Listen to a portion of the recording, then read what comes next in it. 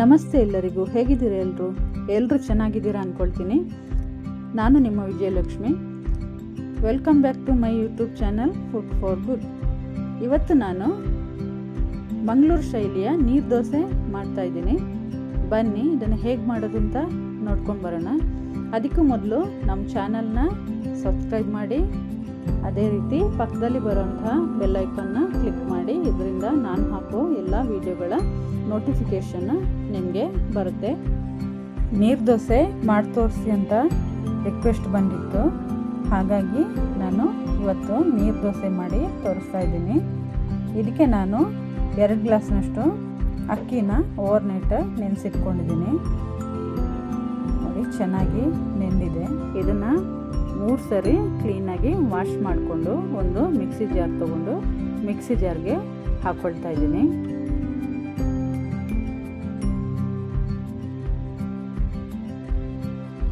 ಇದಕ್ಕೇ 1 ಹಿಡಿಯಷ್ಟು ಅನ್ನನ ಹಾಕ್ಕೊಳ್ತಾ ಇದ್ದೀನಿ.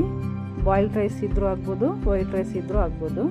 1 ಹಿಡಿಯಷ್ಟು ಅನ್ನ ಹಾಕ್ಕೊಂಡು 1 ಸ್ಪೂನ್ನಷ್ಟು ಉಪ್ಪು ಹಾಕ್ಕೊಳ್ತಾ ಇದ್ದೀನಿ. ಇದಕ್ಕೆ 1 ರಿಂದ 1.5 ಗ್ಲಾಸ್ನಷ್ಟು ನೀರು ಹಾಕ್ಕೊಳ್ತಾ ಇದ್ದೀನಿ. ನಮಗೆ ರುಬ್ಬಕ್ಕೆ ಯಾವ ಹದಕ್ಕೆ ಬೇಕೋ ಆ ಹದಕ್ಕೆ ನೀರು ಹಾಕ್ಕೊಂಡು ನುಣ್ಣಗೆ ರುಬ್ಕೊಂಬರ್ತಾ ಇದ್ದೀನಿ. ನೋಡಿ, ರುಬ್ಬಿದ್ದೀನಿ. ಇವಾಗ ಇದನ್ನು ಒಂದು ಪಾತ್ರೆಗೆ ಟ್ರಾನ್ಸ್ಫರ್ ಮಾಡ್ತಾ ಇದ್ದೀನಿ. ಇಷ್ಟು ನುಣ್ಣಗಿರಬೇಕು.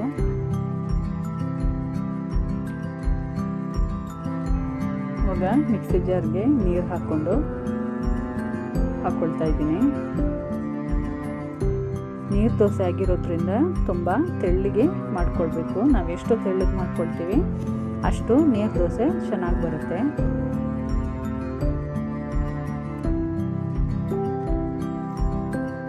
ಸ್ವಲ್ಪನೇ ನೀರು ಹಾಕ್ಕೊಂಡು ಮಿಕ್ಸ್ ಮಾಡ್ಕೊಳ್ತಾ ಇದ್ದೀನಿ.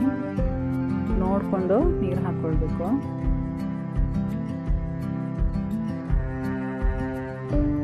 ಈ ನೀರು ದೋಸೆ ನಮಗೆ ಚಿಕನ್ ಸುಕ್ಕದ ಜೊತೆ, ಚಟ್ನಿ ಜೊತೆ ಅಥವಾ ಸಾಂಬಾರ್ ಜೊತೆ ತುಂಬ ಚೆನ್ನಾಗಿರುತ್ತೆ.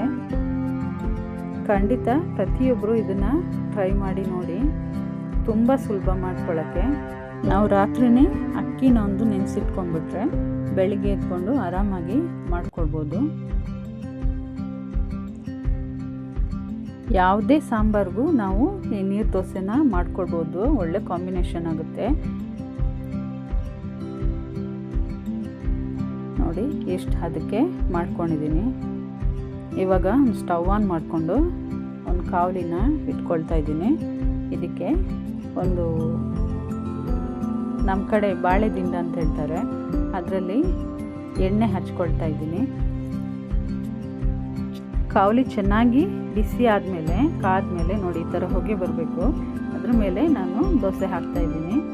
ನೋಡಿ, ತುಂಬ ತೆಳ್ಳಗಿರೋದ್ರಿಂದ ಈ ಥರ ಹಾಕಬೇಕು. ತುಂಬಾ ತೆಳ್ಳಗೆ ಚೆನ್ನಾಗಿ ಬರುತ್ತೆ ದೋಸೆ. ಸ್ವಲ್ಪನೇ ಈ ಥರ ಹಾಕ್ಕೊಳ್ಬೇಕು. ಇವಾಗ ಮುಚ್ಚಿಡೋಣ. ಒಂದು 2 ನಿಮಿಷ ಮೀಡಿಯಮ್ ಉರಿಲಿ ಕಾಯಿಸ್ಬೇಕು. ನೋಡಿ, ಚೆನ್ನಾಗಿ ಎದ್ದು ಬರುತ್ತೆ ದೋಸೆ.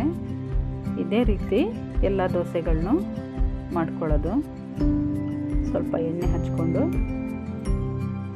ನಿಧಾನಕ್ಕೆ ಈ ಥರ ಹಾಕ್ಕೊಳ್ಬೇಕು. ಸ್ವಲ್ಪನೇ ಹಾಕ್ಕೊಳ್ಬೇಕು. ನಿಮಗೆ ದೋಸೆ ತೆಳ್ಳಗೆ ಮಾಡಿದಷ್ಟು ಟೇಸ್ಟ್ ಚೆನ್ನಾಗಿರುತ್ತೆ.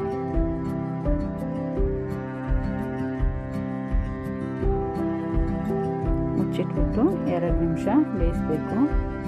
ನೋಡಿ, ಇದು ಕಬ್ಬಿಣದ ಕಾವಲಿ. ಇದು ನಮ್ಮ ಮಂಗಳೂರು ಕಡೆ ಹೆಚ್ಚಾಗಿ ಸಿಗುತ್ತೆ. ಈ ಕಡೆ ಎಲ್ಲ ಬೆಂಗಳೂರು ಕಡೆ ಅಷ್ಟೊಂದು ಸಿಗಲ್ಲ. ಇಲ್ಲೆಲ್ಲ ನಾನ್ ಸ್ಟಿಕ್ ತವಾನೇ ಯೂಸ್ ಮಾಡ್ತಾರೆ. ನಾನ್ ಸ್ಟಿಕ್ ತವಾಗಿಂತ ಈ ಕಾವಲಿ ಬೆಟರ್ ಅಂತ ನಾನು ಅಂದ್ಕೊಳ್ತೀನಿ. ಅದೇ ರೀತಿ ಈ ಕಾವಲಿಲಿ ಮಾಡಿರೋ ದೋಸೆ ತುಂಬಾ ಟೇಸ್ಟ್ ಚೆನ್ನಾಗಿರುತ್ತೆ. ನೀವು ಖಂಡಿತ ಈ ಥರ ಟ್ರೈ ಮಾಡಿ ನೋಡಿ. ಹೇಗೆ ಬಂದಿದೆ ಅಂತ ನನಗೆ ಕಮೆಂಟ್ ಮಾಡಿ. ಈ ರೆಸಿಪಿ ನಿಮಗೆ ಇಷ್ಟ ಆಗಿದ್ದರೆ ಒಂದು ಲೈಕ್ ಕೊಡಿ. ಅದೇ ರೀತಿ ನಿಮ್ಮ ಫ್ಯಾಮಿಲಿ ಫ್ರೆಂಡ್ಸ್ಗೂ ಶೇರ್ ಮಾಡಿ, ಯಾಕಂದರೆ ಅವರಿಗೂ ಯೂಸ್ ಆಗುತ್ತೆ. ಅದೇ ರೀತಿ ನಮ್ಮ ಚಾನಲ್ನ ಸಬ್ಸ್ಕ್ರೈಬ್ ಮಾಡಿ ಪಕ್ಕದಲ್ಲಿ ಬರುವಂಥ ಬೆಲ್ಲೈಕನ್ನು ಕ್ಲಿಕ್ ಮಾಡಿ. ಇದರಿಂದ ನಾನು ಹಾಕೋ ಎಲ್ಲ ವಿಡಿಯೋಗಳದ್ದು ನೋಟಿಫಿಕೇಷನ್ ನಿಮಗೆ ಬರುತ್ತೆ. ಇನ್ನೊಂದು ಹೊಸ ರೆಸಿಪಿ ಜೊತೆ ಮುಂದಿನ ವಿಡಿಯೋದಲ್ಲಿ ಸಿಗೋಣ. ವಿಡಿಯೋ ನೋಡಿದ್ದಕ್ಕಾಗಿ ಧನ್ಯವಾದಗಳು.